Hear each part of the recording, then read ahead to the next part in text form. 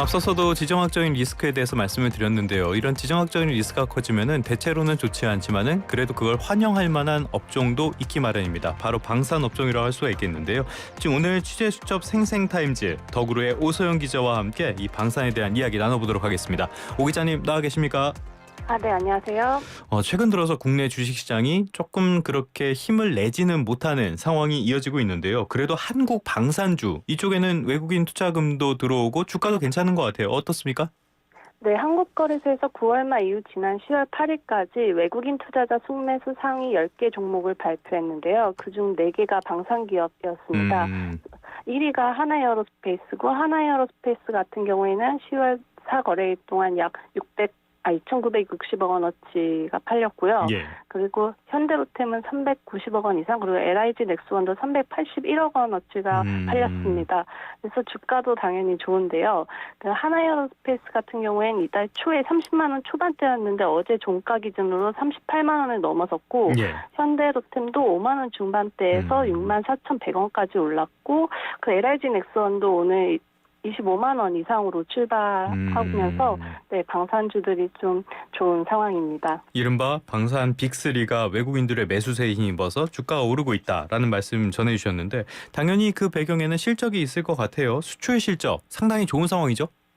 네, 2010년부터 2020년까지 보면 연평균 20억에서 30억 달러 되었는데 예. 2022년에서 2023년은 150달러로 늘어납니다. 뭐 5배가 넘네요.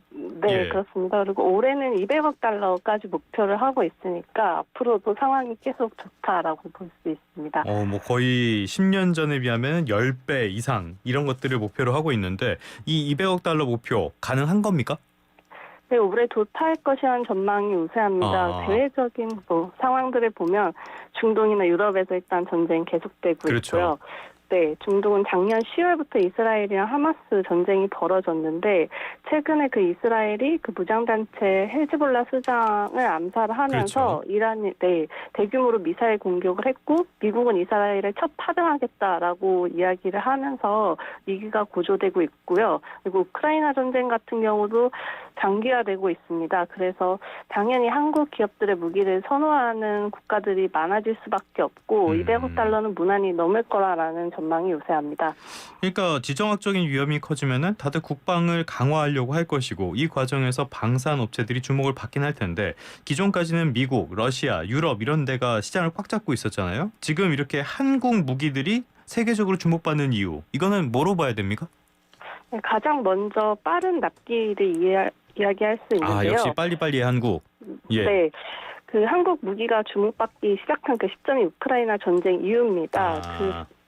그 전쟁 이전까지는 현대전 하면은 이제 무인전이다라는 이야기가 많았고요. 근데 우크라이나 전쟁이 벌어지면서 1, 2차 세계대전처럼 국지전 형태의 전쟁이 벌어질 수 있다라는 이야기가 계속 나오고 있습니다. 그리고 유럽 자체의 안보 위기감도 커졌는데 당연히 우크라이나 인접국인 폴란드 같은 경우에는 위협을 느끼고 있고 여기 뭐 서구의 가장 최전선에 있으니까. 네, 예. 근데 동시에 이제 우크라이나 쪽에 무기를 지원하기 때문에 전력 공백이 우려가 되는 상황이었습니다. 그래서 당연히 무기를 사야 하는데 말씀하신 것처럼 미국이나 유럽 선진국에서는 원하는 물량을 빨리 받기 어려운 상황입니다. 왜 그러죠? 네, 왜냐하면 이제 선진국들은 그 현대전 무인전이다라는 얘기를 하면서 첨단 기술이 들어가는 이 프리미엄급 무기 개발에 집중했는데요.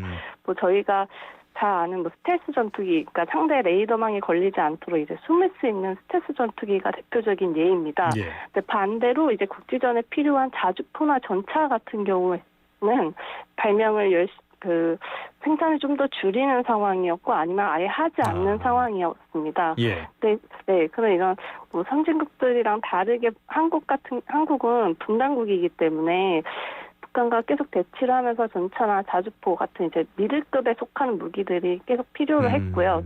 네, 그래서 계속 생산 중이었고 부품 재고도 넉넉했고 그래서 고객사들이 원하는 기한에 맞춰가지고 오히려 더 기한보다 빨리 물량을 납품할 수 있었습니다. 그래서 실제로 저희 보면은 현대로템의 K2 전차 같은 경우에는 10대를 1차 계약 체결한 지 약 4개월 만에 폴란드에 인도를 했고요. 그 하나에어로스페이스도 2개월 만에 K9 자주포 23원을 납품했습니다. 전차 10대를 4개월 만에 납품하고 그리고 자주포 24대를 2개월 만에 납품하고 속도는 네. 굉장히 빠른 건 확실해 보입니다. 또 하나 그 외국에서 나오는 이야기들 보면은 국내 방산 제품들이 가성비가 좋다 이런 이야기들 하던데 이건 어떤 이야기입니까? 네, 가격 경쟁력 또한 우수한데요. 하나에어로스페이스의 K9 자주포 같은 경우에는 독일 이제 자주포랑 비교했을 때 가격이 절반 수준이고 예. 현대로템의 K2 전차도 미국 에이브람스나 독일 레오파르트 전차랑 비교했을 때 절반 수준입니다. 그리고 카이가 지금 밀고 있는 그 전투기 FA50 같은 경우에도 대당 도입 단가가 3천만 달러 정도다라고 추정이 되는데 이게 미국의 F16이랑 비교했을 때는 7,300만 달러니까 거의 절반에 못 미치는 수준이라고 볼 수 있습니다. 네. 그리고 말씀하신 그런 가격 경쟁력뿐만이 아니라 이제 기술 이전 노력 측면에서도 우리나라가 열심히 하고 있다라는 평가를 받고 있는데요. 그 하나에어로스페이스는 호주에 지금 첫 해외 생산 거점을 지었습니다. 그래서 이르면 연말에 가동을 해서 호주 군의 요구사항에 맞춰서 개량한 호주형 K9 자주포인 헌츠맨 AS9랑 그리고 탄약 운반차 AS10 모두 현지 공장에서 만들 예정이고요. 그래서 2027년까지 납품을 계획하고 있습니다. 그리고 현대로템도 폴란드에서 폴란드형 K2 전차 생산을 추진하고 있어서 현지 국영 방산그룹인 PGG랑 컨소시엄 합의서를 체결했습니다. 그러니까 빠르게 납품해주고 가격은 저렴한데 성능도 최고까지는 아니지만 꽤 괜찮은 편이고 기술 이전까지 해주고 이러다 보니까 국내 방산 굉장히 인기가 높아지고 있다. 그렇다면 앞으로도 탄탄대로라고 볼 수 있는 겁니까? 네, 앞으로도 여러 수주권이 기대가 되는 상황입니다. 일단 가장 빨리 수주가 예상되는 부분은 현대로템의 K2 전차인데요. 예. 현대로템은 폴란드에서 앞서 그 1,000대 수출하는 기본 계약을 맺었습니다. 그리고 180대에 한해서 1차 계약을 체결해서 이제 잔여 물량인 820대에 대해서 추가 계약이 필요한 상황인데 현대로템이 최근 그 폴란드에 이제 발표를 하면서 로드맵을 공개했는데요. 거기에 보면 이제 11월 추가 계약을 목표로 하고 있다라고 나와 있습니다. 그리고 루마니아랑도 협상을 진행 중인데 물량은 300여 대 정도로 알려져 있고 지금 초기 협상 단계이지만 이제 앞으로 한 내년 정도에는 계약 체결을 목표로 하고 있다고 로템이 이야기를 했었고요. 예. 그리고 아르메니아나 슬로바키아 같은 곳에서도 이제 새로 도입할 전차 후보로 K2 전차가 되고 있습니다. 알겠습니다. 하나 에어로스페이스, 현대로템 다들 잘 하고 있는 것 같은데 기업들 상황, 다른 기업들까지 포함해서 한번 종합으로 전해주시죠. 네, 하나에어로스페이스 같은 경우에는 미국 생산법인이 최근에 글로벌 방산기업 5곳이랑 자주포 성능 시연을 위한 계약을 체결했습니다. 그래서 연내 성능 시험이 끝나면은 이를 토대로 미국 육군의 K9 자주포 수출할 거다라는 기대감이 나오고 있고요. 그리고 중동에서도 사우디 아랍에미리트에서 K9 자주포가 주목을 받고 있습니다. 특히 그 아랍에미리트 같은 경우에는 하나에어로스페이스가 2020년에 자주포 수출을 추진했던 국가입니다. 그래서 협상은 거의 끝나서 체결될 것처럼 보였는데 이제 K9 자주포에 탑재되는 독일산 엔진을 독일 정부가 수출 허가를 내주지 않으면서 결국은 계약 체결 무산이 됐습니다. 네, 그래서 그 이후에 우리나라 기업인 XTS 엔진이 엔진 국산화에 성공을 했고 이게 K9 자주포에 탑재가 되면서 UAE랑 협상을 재개할 길이 열렸다라는 평가가 나오고 있고요. 그리고 지난 8월에는 이제 말레이시아 국방부 장관이 방한에서 하나에어로스페이스 만나면서 이제 다연장 로켓 천문 수출 논의했다라고 현지 언론에서 보도가 있었습니다. 그리고 카이 역시도 말레이시아의 FA50 전투기 18대 추가 공급을 추진하고 있고요. 그 8월 말에 그 말레이시아 국방부 장관이 왔을 때도 이 FA50 전투기에 대한 추가 수출 논의했고 페루에도 똑같이 수출 추진 중입니다. 예. 그리고 필리핀 쪽에서도 이제 초원석 전투기인 KF-21 판매를 모색하고 있는데요. 그래서 필리핀 정부가 정보 제공 요청서를 이미 발행을 했고 카이도 준비하겠다라고 밝힌 만큼 이런 부분에서 추가 수주가 기대가 됩니다. 카이, 한국 항공우주산업이죠. 이쪽 같은 경우에는 폴란드 쪽에서도 수출 같은 것들을 진행하고 있었던 걸로 아는데 지금 상황이 어떻습니까? 네, 카이는 FA-50 전투기를 개조해서 FA-50PL 전투기를 만들어서 이거를 좀 내년 하반기부터는 360대 납품하겠다라고 이야기를 했었는데요. 이 부분에서 이제 적기 공급이 어려울 거다라는 우려가 나오고 있습니다. 예. 네, 최근에 이제 국정감사에서도 이 부분이 거론이 됐고, 폴란드 정부에서는 감사를 추진하겠다라고 이야기를 하고 있는데, 이제 결론적으로 카이 쪽에서 얘기하는 거는 폴란드가 미국이랑 얼마나 빨리 합의를 해서 그 FA-50PL에 들어갈 부품을 조달하느냐 여기에 달려 있다라고 이야기를 하고 있습니다.